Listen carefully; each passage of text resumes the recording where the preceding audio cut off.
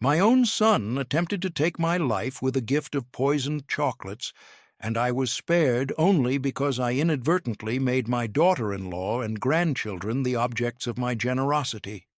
When he phoned to ask if I had sampled his present, I informed him that I had passed it along to Isabella and the children. The silence that met my words was profound and chilling. He then screamed like a man pushed to the edge, "You did what?" In that instant, I couldn't grasp why Victor was so distraught. I assumed his anger stemmed from me giving away his gift. Such was my naivety. My name is Arthur. I am 69 years old.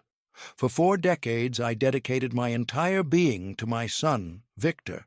I sacrificed everything: my youth, my personal ambitions, my life's savings. I adopted him when he was just a toddler, after his biological parents perished in a tragic accident. I gave him my family name, my boundless love, and my entire existence. But on that day, my 69th birthday, the world I knew was shattered. The box of artisanal chocolates that arrived at my home appeared to be a thoughtful gift from a loving son. They were exquisite, clearly expensive, nestled in a sophisticated box with a card that read, "To the world's greatest father, with love, Victor." I was deeply moved. It had been a long time since I'd received any such warmth from him. Everything had shifted after he married Isabella. She descended upon our lives like a tempest, whispering venomous words about me into my son's ear. "Your father is too involved," she would claim. "You're a grown man. You don't need him hovering over you," she would murmur. And Victor, my beloved Victor, the boy I had raised with such devotion, began to transform. He slowly pulled away. His visits grew infrequent, his phone calls became colder, and his embraces felt distant. Yet I held on to hope, believing my son would eventually return to the person he once was. That morning, with the arrival of the chocolates, I thought that moment had finally come. I imagined my son had remembered his love for me, and that Isabella hadn't completely severed the bond we had forged over so many years. The chocolates were stunning, from a high-end chocolatier whose creations cost a small fortune. Each one was a miniature masterpiece, adorned with gold leaf and intricate designs. But that was always my way, thinking of others before myself. "These are far too fine for just me," I reasoned. "Isabella and the kids will get so much more pleasure from them." The little ones were my greatest joy. Despite their mother's thinly veiled disdain for me, I adored those children. They were my grandchildren, a continuation of my Victor, the only pure element remaining in that strained relationship. So I took the box, rewrapped it with care, and drove to Victor's house, a short distance from my own home in upstate New York. When I arrived, it was Isabella who answered the door. She offered her usual counterfeit smile, one that never reached. Her eyes radiated contempt, despite her polite words. "Hello, Arthur," she said in her patronizing tone. "What brings you here?" I presented her with the box of chocolates, explaining that they were a gift from Victor to me, but I wanted to share them with her and the children. For a fleeting moment a strange look crossed her face, not pleasant surprise, but something closer to alarm or confusion. She quickly masked it and accepted the box. "How thoughtful of Victor," she muttered. "The kids will be delighted." She didn't invite me inside. She never did. There was always some excuse to keep me on the doorstep, treating me less like the grandfather of her children and more like a door-to-door salesman. This time she claimed the children were napping after a tiring day and that another time would be better. I returned home with a heavy heart, yet also a sense of contentment. I had performed a kind act, sharing my son's gift with his family. That night I fell asleep, hoping that perhaps this gesture might begin to mend the rift between Isabella and me. The following morning, the phone rang. It was Victor. His voice was strained and tense. "Dad," he began, "how did you like the chocolates?" The question was unusual. He rarely followed up on gifts with such keen interest. "Oh, Victor," I answered truthfully, "I gave them to Isabella and the kids. You know how they adore sweets." A terrifying silence followed, so complete it felt as though the world had stopped turning. I could hear my own pulse drumming in my ears as I waited. Then he erupted. "You did what?" he shouted, his voice filled with a fury I had never heard before. "You gave them to Isabella and the children? Are you insane?" His voice trembled with a terrifying mix of emotions. It wasn't just anger, it was sheer panic. "Victor, I don't understand," I said, trying to remain calm. "I thought you would be pleased that I shared your gift." But he continued to yell, his desperation escalating. He demanded to know if I was certain I hadn't eaten a single one, if I had given away the entire box, and if the children had already consumed any. His questions were so specific, so frantic, that a seed of suspicion began to grow. Why did it matter so much that I hadn't tasted them? Why was he relieved I hadn't, yet horrified that his own family had? He hung up abruptly after screaming that I was an idiot who had ruined everything. I stood there, phone in hand, trembling, completely bewildered. Yet a paternal instinct, honed over decades of care, warned me that something was deeply, terribly wrong. Later that afternoon, Isabella called. Her voice was different, laced with worry. "Arthur," she said, "the children became ill after eating those chocolates. We had to rush them to the hospital in Staten Island." My blood ran cold. "What's wrong with them?" I asked, my heart pounding in my chest. "The doctors think it's food poisoning," she answered. "But it's strange. The chocolates had an odd smell when we opened them, but the kids had already eaten several before we noticed." My world started to collapse. The chocolates my son had sent, the gift I had shared with such love, had poisoned my grandchildren. But there was something else in Isabella's tone that made me shudder. It was fear, yes, but also a dawning comprehension, as if she was finally piecing together a puzzle that had been right in front of her all along. That night, sleep was impossible. The fragments of the day's events began to assemble in my mind with horrifying clarity.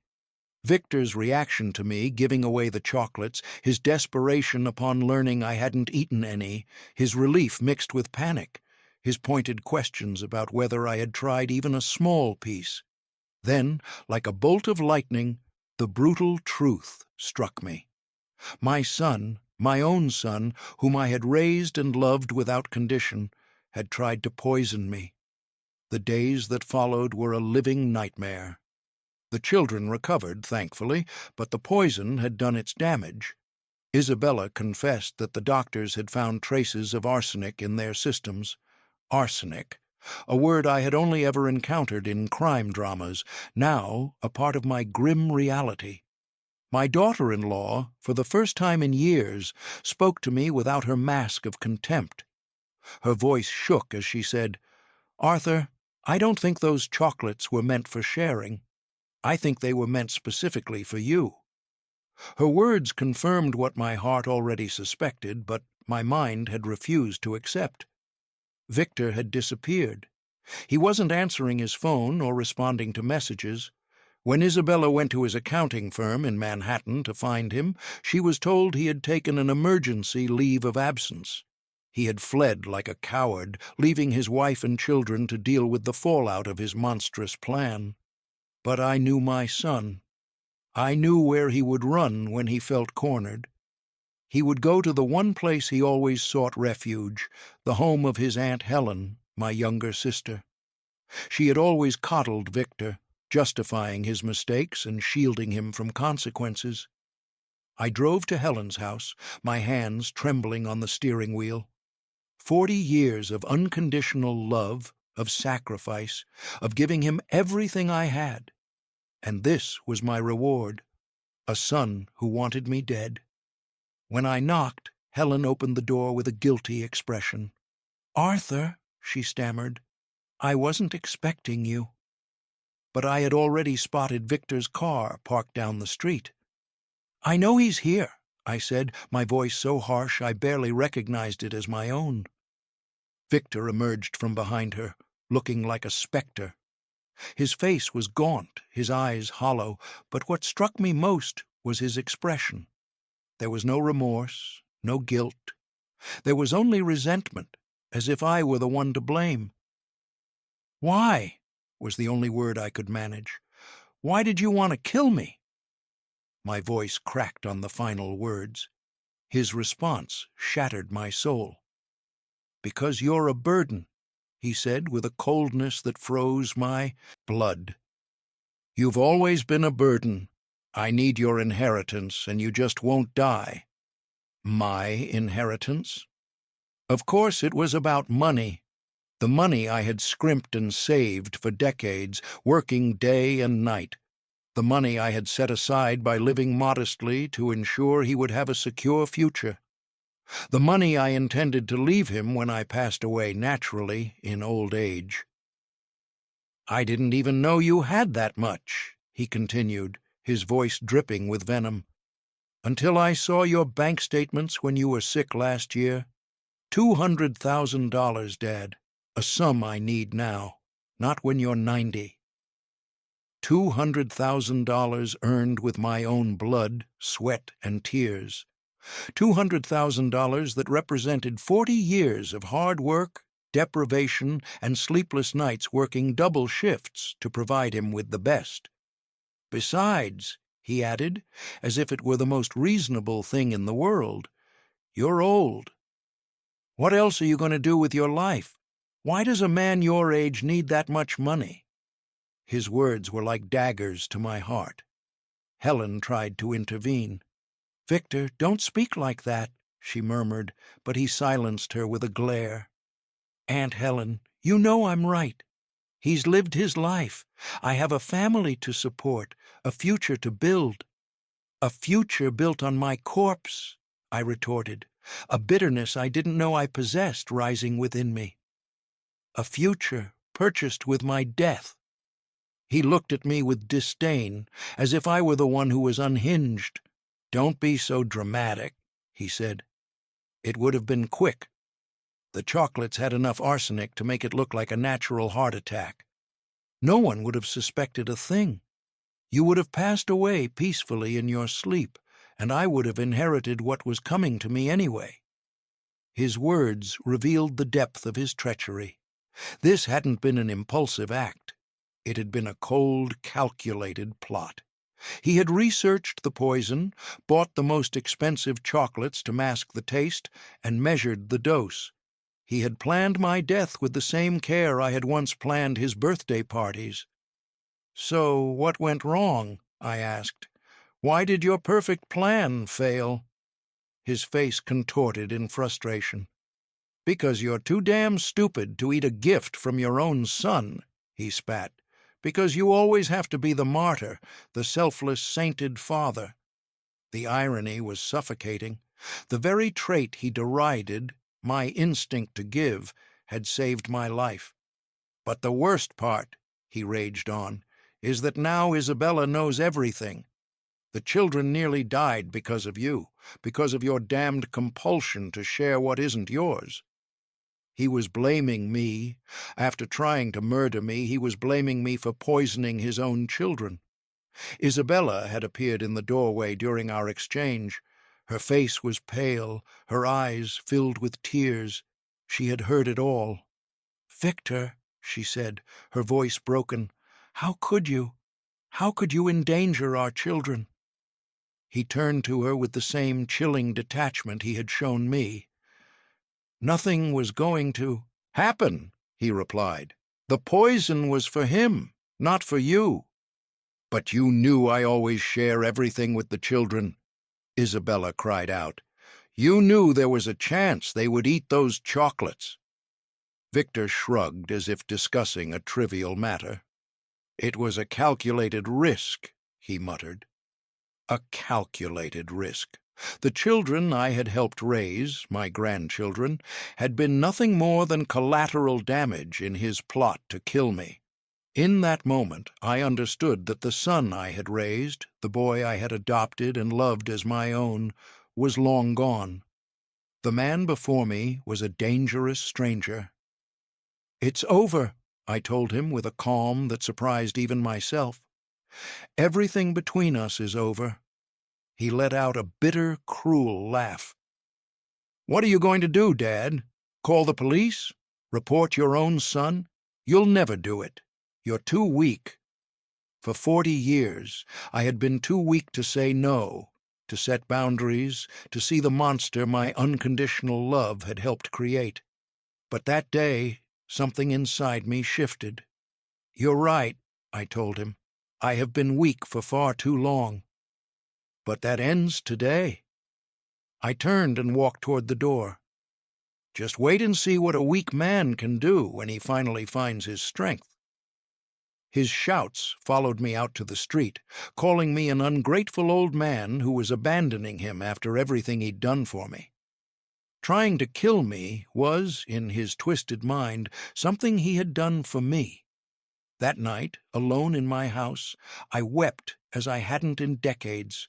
I cried for the son I had lost, for the wasted years, for the betrayed love. But most of all, I cried for the man I had been, naive, permissive, and blind. When the tears subsided, I made a decision. Victor was right about one thing. I had been too weak. But that weak man died that night. Tomorrow, a new Arthur would be born. An Arthur who had learned that limitless love is not a virtue, but a form of complicity. An Arthur who had discovered that sometimes, to protect yourself, you must become what your enemies least expect. My phone rang. It was Marcus, my lawyer, and an old family friend. "Arthur," he said, "Isabella called me. She told me everything. Are you all right?" For the first time in days, I smiled. "I'm perfect, Marcus, and I have some work for you." The transformation was not instantaneous, but it was absolute. Over the following weeks, while Victor assumed he had emotionally broken me, I was laying the groundwork for my retribution. The first step was to move. I couldn't remain in the house where every corner reminded me of my foolishness. Marcus helped me secure a penthouse apartment on the Upper East Side, a place with panoramic views that cost more per month than Victor earned in a quarter. When I signed the lease, I saw the surprise on the real estate agent's face. A modestly dressed 69-year-old man paying cash for such a luxurious apartment. "It's for my retirement," I told her with a newfound smile. "I decided it's time I treated myself." Retirement. The word felt liberating. I was retiring from being a father, from being a victim, from being the man who gave everything and asked for nothing. The apartment was magnificent, but my favorite room was the study, a quiet space where I could plan and strategize. Marcus was my first ally. For years he'd handled my simple legal needs, but now I required a legal warrior to help me dismantle the life of the man who had tried to kill me. "Arthur, this will get ugly," he warned me. "Victor will fight, lie, and manipulate." I leaned back in his leather office chair. "Marcus, he underestimated me for 40 years. It's my turn to surprise him." Our first move was to secure my finances. Victor knew about my primary account, but not the other 3, nor the certificates of deposit or the stocks I had quietly accumulated. His stupid father had built a modest but solid financial empire. "In total," Marcus informed me after reviewing everything, "we're looking at nearly $400,000, not the $200 he thinks you have. $400,000. 40 years of sacrifice converted into economic power. But money was just a tool. The real weapon was information. Marcus hired a private investigator, a former detective named Frank. What we uncovered was staggering. Victor hadn't just plotted my murder for the inheritance.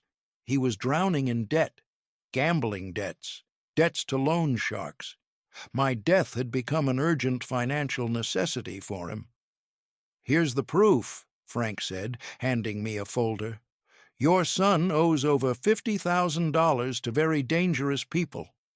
The evidence showed him in Atlantic City casinos and at clandestine betting rings in Queens. He had mortgaged the house without telling Isabella, pawned her car, and emptied the children's savings accounts. My son wasn't just a would-be murderer. He was a thief who had stolen from his own family. "Isabella knows none of this," Frank added. "He's been lying to her for months." The information was devastating, but it was also the key. Victor had built his own prison. I just needed to lock the door. Meanwhile, he believed he had won. 3 weeks had passed with no contact from me. In his narcissistic mind, this confirmed his theory. I was too weak to fight back. But I was working. From my new apartment, I coordinated every move with Marcus. Every night I studied Frank's reports, learning more about the monster my son had become. The first phase was psychological. I needed Victor to feel secure, to lower his guard. My silence was a strategy. Marcus had explained the legal path forward. "We have the evidence of the attempted poisoning," he said, referencing the medical reports and the recording I had made of our confrontation at Helen's house, captured by a small device Frank had given me. "But a criminal trial will be long and public. Are you ready for that?" I was more than ready. After 40 years in the shadows, I was prepared to step into the light. "Besides," Marcus added with a grin, "we have evidence of fraud and embezzlement. We can destroy him financially before the criminal process even starts." During those weeks, I also worked on myself. I hired a personal stylist, Julian, who completely remade my image. Gone were the old conservative clothes and the weary posture of a defeated man. When Julian was done, I looked in the mirror and saw a man of power. My final transformation was my mindset. I began seeing a therapist, Dr. Miles, who specialized in empowerment. "Arthur," he told me, "you must stop seeing yourself as a victim. You are a survivor." Our sessions were revelatory. I had confused love with submission, kindness with weakness. I had raised a monster because I feared being a bad father if I set limits. "True love," Dr. Miles explained, "includes consequences. Without them, it's not love, it's complicity." For 40 years I had been an accomplice. No more. The new Arthur was about to unleash a devastating hurricane on Victor's world. Exactly 1 month after our confrontation, I made my first public appearance at an exclusive art gallery. Dressed in a bespoke designer suit, I looked taller, more imposing. When I arrived, photographers turned, sensing my importance even if they didn't recognize me. I moved through the gallery with a glass of champagne, feeling elegant and powerful for the first time in decades. And then I saw him. Victor was across the room with Isabella, who looked tense and out of place. He was trying to charm some businessman, likely seeking new victims. Our eyes met. I saw the shock on his face as he recognized the transformed version of his father. I approached slowly, savoring the moment. "Hello, Victor," I said, my voice dripping with controlled power. "Fancy seeing you here." His face went pale. "Dad," he stammered, his voice trembling. "What are you doing here?" For the first time in his life, my presence intimidated him. "Enjoying my retirement," I replied, taking a sip of champagne. I decided it was time to treat myself. The word retirement hung in the air like a threat. "Retiring from what, Dad?" one of the businessmen asked. I held Victor's gaze. "From being too generous. Sometimes when you give too much, people get used to taking. There comes a time when you have to stop giving and start collecting. Collecting. The word floated between us like a promise of the storm to come. Victor knew his time was up. He knew the hunt had begun, and he was now the prey. The following days were filled with an exquisite tension. Victor knew something had shifted but couldn't pinpoint what. He began calling me obsessively, his messages growing more frantic. "Dad, answer the phone. We need to talk. I need to know what you're planning." For the first time, he was afraid of me. Marcus initiated the legal assault, filing a civil lawsuit for attempted murder, complete with all our evidence. "Arthur," he told me, "this lawsuit will be a media sensation." "Perfect," I replied. I wanted the world to know the real Victor. But that was just the appetizer. The main course was the evidence Frank had compiled on Victor's illegal activities: mortgage fraud, embezzlement, tax evasion. His financial house of cards was about to come crashing down. It was time to speak with Isabella. Despite our past issues, she was also Victor's victim. I invited her to lunch at an elegant restaurant. She was stunned by my transformation. "Isabella," I said, "we need to talk." I laid it all out for her: the gambling, the loan sharks, the secret mortgage on their home. Her face crumbled as she looked at the folder of evidence Frank had prepared. Each page was a fresh betrayal. "I didn't know," she whispered through tears. "He told me we were having money problems at work." "He deceived us both," I said, taking her hand. "But now we can get justice." I explained my plan. She could sue for marital fraud, secure the house, and protect the children's future. I would cover the legal costs. "But," I added firmly, "I need you to testify against him. I need you to tell the truth about everything." She agreed without hesitation. As we were finishing our meal, Victor appeared. He had clearly been following her. When he saw us together with the documents spread on the table, his face contorted into a mask of panic. "What are you doing?" he demanded, rushing to our table. "We're talking about you," I answered with a cold smile. "About your debts, your lies, your theft from your own family." He looked at the papers, and his composure shattered. "Isabella," he pleaded, "don't listen to this crazy old man. He's trying to turn you against me." Crazy old man. Even then, he couldn't stop the insults. But Isabella had found her strength. "I know everything now, Victor," she said, her voice firm. "The gambling, the debts, the mortgage. I know you've been lying." He tried to deny it, but she cut him off. "And I know you tried to kill your father," she shouted, her voice ringing through the restaurant. Diners turned to stare. He lowered his voice, his desperation palpable. "Isabella, please, we can fix this." "No," she replied, her voice resolute. "No more lies.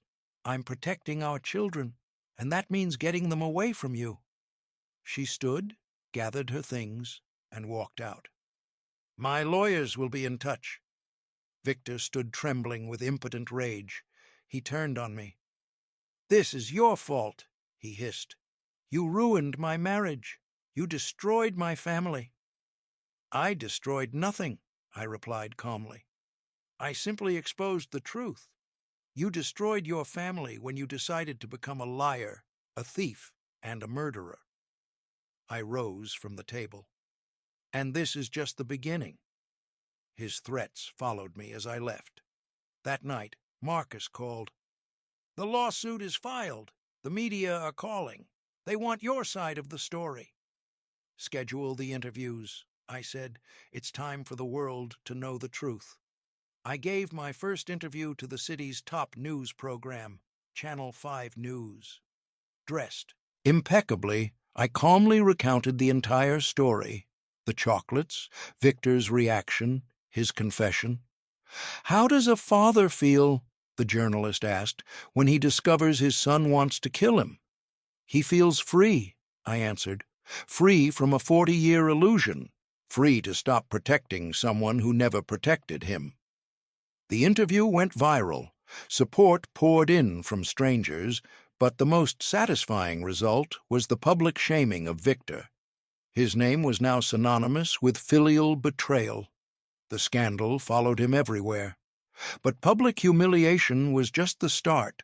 The legal processes began to grind him down. His bank accounts were frozen. His salary was garnished. Overnight, he was penniless, forced to rely on a public defender against Marcus's top-tier firm. The media dug deeper, exposing his gambling and scams. His boss fired him. The loan sharks, seeing the news, escalated their collection efforts, showing up at his house and threatening him. One night Isabella called me, hysterical. "Arthur, armed men are here. They say if Victor doesn't pay by tomorrow, they're taking the house." "Where is Victor?" I asked. "He ran," she sobbed. "He saw them and ran out the back door." Cowardly to the end. "Take the children and go to your mother's house," I instructed her. "Tomorrow we fix this." The next morning I arrived at the house with Marcus and 2 bodyguards. The loan sharks were there. "I'm his father," I told their leader, "and I have a proposal." I handed him a check for the full amount of Victor's debt.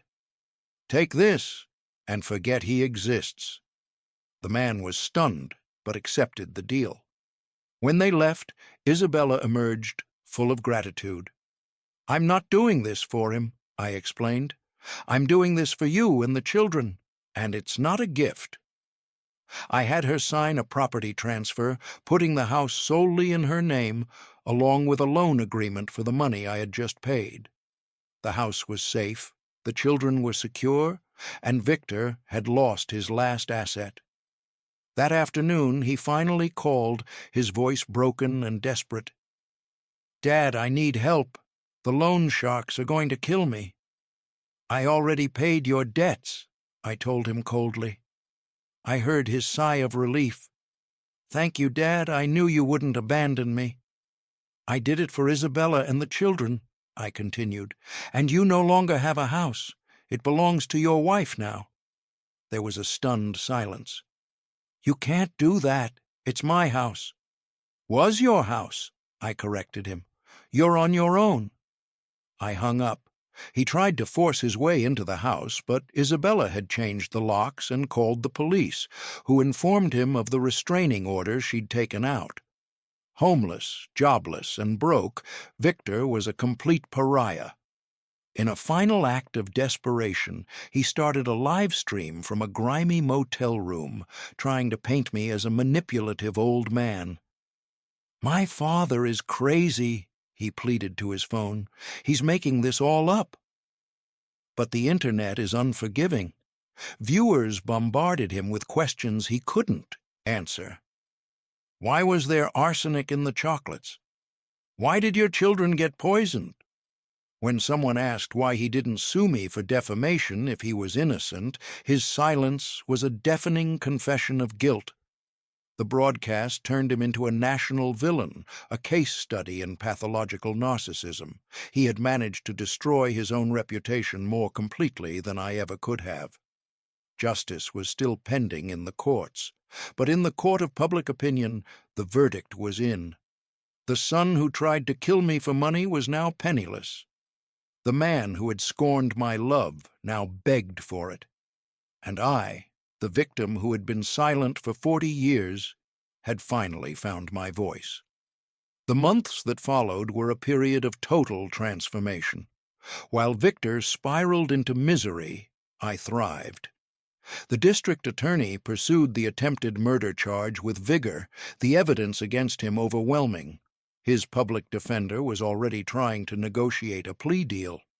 My relationship with Isabella also blossomed into a strong alliance. Freed from Victor's toxicity, she became the confident woman I had always known was there.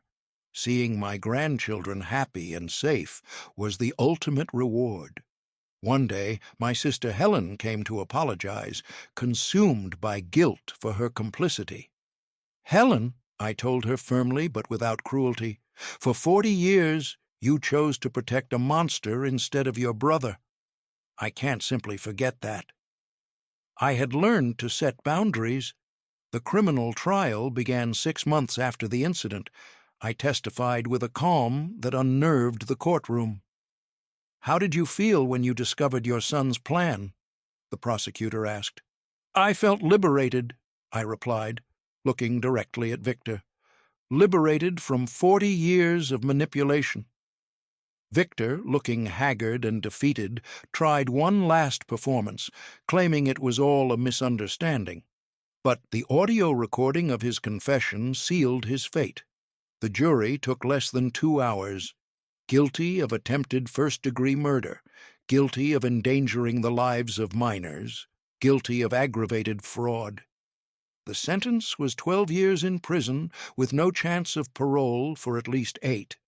As they led him away, he shouted, "Dad, you're still my father. You can't abandon me." But I remained serene. The man he was yelling at was no longer the man he had known.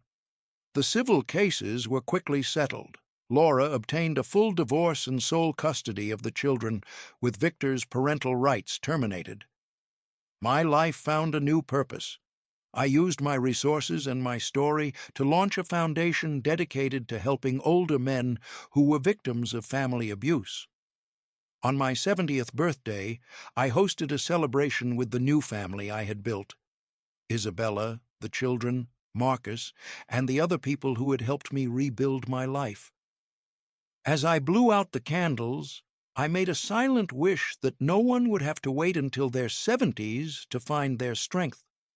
Thomas had wanted to kill me to steal my money, but in doing so he had awakened a man I never knew existed within me, a strong, intelligent man capable of fighting for himself. The real victory was not his destruction, but my own reconstruction. 3 years after the attempted poisoning, I received a letter from prison. It was from Victor. It was filled with what seemed like apologies and remorse, but the tone was familiar, subtly manipulative, blaming his actions on his early abandonment. It ended with a plea for me to visit, to grant him the forgiveness he needed to heal. It was still all about his needs. I showed the letter to Dr. Miles. "How does this make you feel?" he asked. "Pity," I replied. "Not for him, but because after 3 years he still doesn't get it." I decided to write back, but not the letter he expected. "Victor," I wrote, "my healing process does not require seeing you or forgiving you. I have built a full and happy life. Your absence is not a void. It is a space filled with peace. I hope you find your own redemption, but my path no longer includes trying to save you from your decisions." I signed it simply, Arthur, not Dad. That title was revoked the day he became my potential murderer. Sending that letter was a final, profound release. My foundation, the Arthur Foundation for the Dignity of the Older Man, flourished. We opened shelters and offered legal aid, turning my personal trauma into a social purpose. My story became a beacon for others. 5 years into his sentence, Victor applied for parole. I decided to face him one last time. I arrived at the hearing with Isabella, who was now a licensed psychologist and the associate director of my foundation. Victor looked like a broken man. His lawyer argued for his release, citing remorse and rehabilitation. When it was my turn, I stood tall. "Your Honor," I began, "Mr. Victor's early release would send a dangerous message that repentance after being caught can erase the severity of attempting to murder your own father." The judge, after hearing devastating testimony from Isabella and evidence of Victor's continued questionable activities in prison, denied the parole request. He would serve his full sentence. 10 years had passed since that fateful day. At 79, my life was fuller than I could have ever imagined. The foundation was a national success. My grandchildren were thriving teenagers. One morning, I received a call from the prison warden. Victor had passed away in his sleep from a sudden heart attack. The irony was absolute. He had planned my death by a faked heart attack, and in the end, a real one had claimed him. He had left a final letter. In it, he expressed what seemed to be genuine regret, acknowledging the monster he had become and the extraordinary man I had become in spite of him. "I die knowing the world is a better place because you survived," he wrote. I felt a quiet sense of closure. The funeral was a small, sober affair. "Are you sad?" my granddaughter asked me. "I am at peace," I told her. "Sometimes the deepest sadness is for what never was, not for what was lost." On my 80th birthday, we held a gala for the foundation. Looking out at the crowd, I shared the lesson of my journey. "My story began as a tragedy," I said, "but it became a story of rebirth because I chose not to remain a victim, but to transform my pain into power." The most perfect revenge, I realized, was not his downfall, but the construction of an extraordinary life. He wanted to kill me, but instead he freed me to become the man I was always meant to be. The circle was closed, and I was at peace.